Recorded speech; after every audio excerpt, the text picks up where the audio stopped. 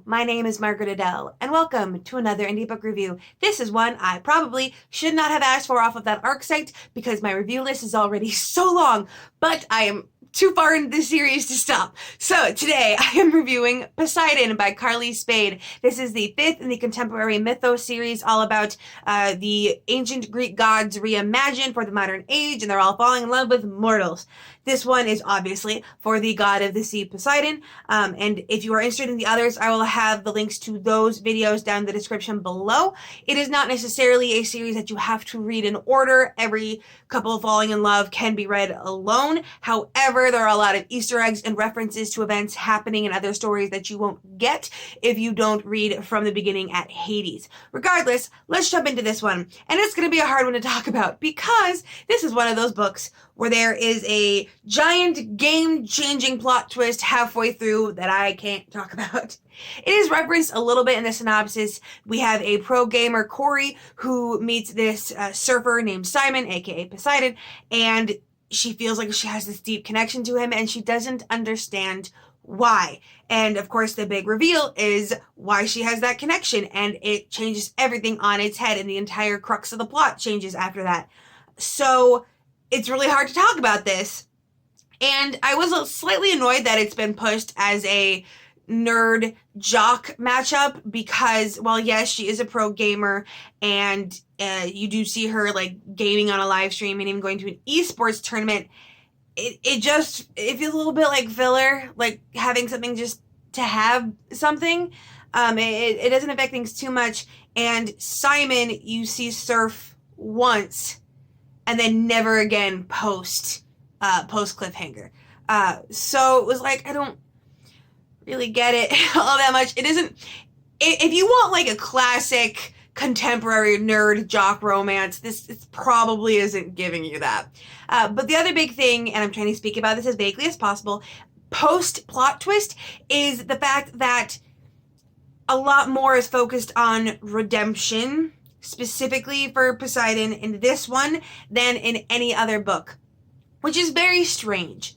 In the modern interpretation of Poseidon in popular culture, he's not the first god you'd think of from that pantheon as needing an image change. I think there are some others that would probably need it first, like Zeus or Hera or Hades. Although, I mean, Lore Olympus kind of already did radically change how people view Hades in this day and age, mostly because now it is just a universal given that no, Persephone wasn't actually kidnapped at all. What are you talking about? No, she very much was in the original canon, guys. You can pretend this is fanon. You are making it fanon. It was not how it actually was in the original stories. Regardless, Poseidon is one of the ones that you would usually consider as needing this big redemptive arc. And the thing is that the series already has a habit of overly sanitizing a lot of the original myths. They are purposely changing things to make it more palatable for modern sensibilities. One of the biggest things is, for example, in the book Ares, Ares discusses how, no, he never slept with Aphrodite because this book series still has Aphrodite as canonically being his sister, and so they're not having any incest. But JK, literally all of the Greek pantheon was incestuous. Literally all of it, which was kind of funny to me that so many people are like, we know it's a thing, but we're just gonna pretend it's not. But also in this one, it also changes a lot of other things that Poseidon canonically did wrong in the original Greek canon. For example, he cheats on his wife in the previous one, but no, he doesn't cheat here. It was just rumors. Or if you know the tale of Medusa, he is the one that assaulted her, and nope, it was totally consenting. His wife wasn't even in the picture at the time, so again, not a cheater. Like, it does so much work to sanitize his existing backstory, but then still wants to give him a redemptive arc. But in this case, the redemptive arc is he was basically a workaholic dad. Like, that's his arc. And that's where I make the whole big point of how it took him centuries, if not thousands of years, to come to be the man he is today, when he went through the same arc that every business dad archetype character goes through in a single Christmas movie. Like, no, you can't both sanitize the background and give him a redemptive arc. You gotta pick one. The redemptive arc isn't that. It doesn't hold up. It doesn't feel like a redemptive arc because he really just needed a couple of years to start getting therapy instead of going through all the pain of 1,000 years of changing.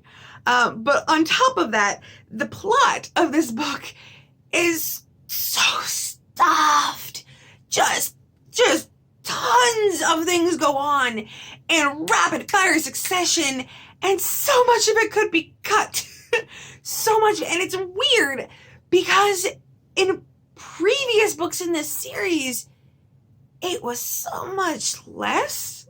It was way dialed back in almost every other book. In every other book, you got exactly what it said on the tin. Woman goes to vacation, falls in love with a dude that just calls himself Hades. He is Hades. You have a ballet dancer forced to work with an arrogant rock and roller. He is Apollo. They fall in love. Like, it's exactly what it says on the tin with, like, maybe some fun magic-y elements on top.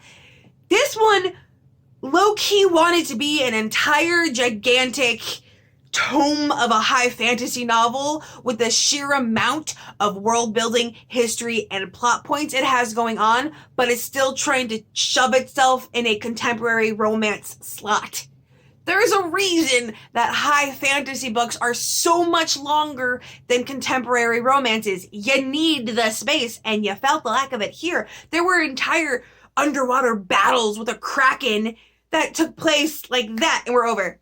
And it was like, no, you cannot promise me a Kraken battle and then have it be over that quickly. There was a minor antagonist whose entire plot kind of came and went randomly, and you could like totally forget she was a thing, and then she was there again, and then it was solved with a conversation. Like, literally, this antagonist is trying to kill them. It's just talked down. Like, it was so frustrating. And I see that a lot in books that I give lower ratings to, too much stuff being shoved in. And I guess I am that kind of slow burn. I want to see the full extent of what these events, the effect they have on the characters and the world. Like, show me the smaller details of how these giant battles and rebuilding things affects things. But I will give this book credit. And this one, it's like kind of a spoiler, but also kind of not. Because if you've been keeping up with Carly Spade's social media, you know that the next book after this is Zeus. And no, he's not cheating on Hera. Because in this book, you find out that Hera has left him for good this time. Yes, 100% for good. Which I already would have been like, yes, get it. She should have divorced him eons ago, literally. But also, in this book, Hera is sapphic. Corey has a best friend who is a lesbian, and they have a meet cute. And I was like, yes. That alone, like, was worth a star to me. Yes, queer Hera. Now I want to see that romance novel. Do I still want a queer Hestia novel as well? Yes, but queer Hera is just as good. I'll accept it. I just wish it wasn't a subplot of this book. I want a Hera book. But regardless, that did admittedly change a lot of my perception of this one. But in general, I don't know if this is my least favorite of this series. I also had some issues with Ares, but while I had a struggle with the sheer focus on anger in Ares, because, you know, God of War, that one I could still recognize was a better interpretation of what it was trying to do than this one was. Again, I was just frustrated with both wanting a redemption arc, but also not having a character ever really be that bad. You gotta stick to one. Either they're not that bad or they need redemption. It's one or the other. So I did end up giving this book 3 stars. Probably my least favorite on a technical level, not a pure gut level.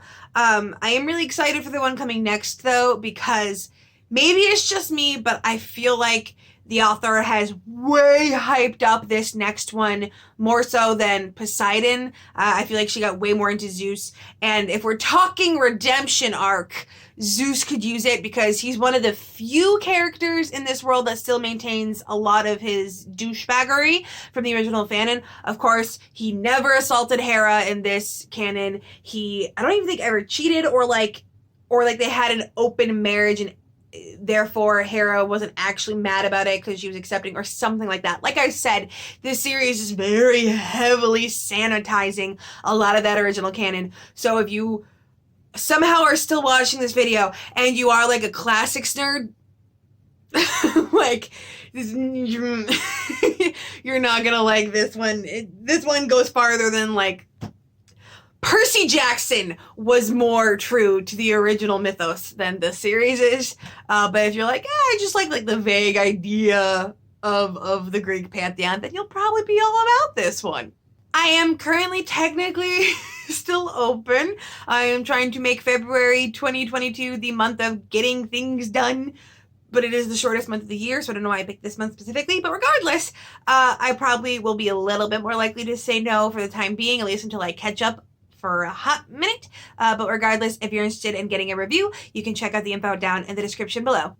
And with nothing else to say, I hope you have a wonderful day and a marvelous tomorrow.